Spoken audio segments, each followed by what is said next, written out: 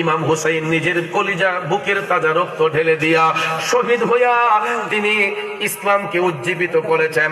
ইমাম হুসাইনের মোহব্বতে জীবন দিতে হবে না, মাত্র 10,000 টাকা দিবেন। একটা হুসাইনি প্রেমিক আসেনি, হুসাইনি প্রেমিক 10,000 টাকা।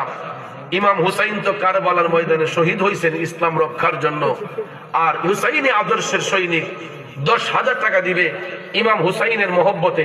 একটা লোক আসেনি ডাইন বামে, আমার সামনে বা পিছনে, তাইলে 10টা নাম হয়ে যায়। আসেনি ভাইয়া?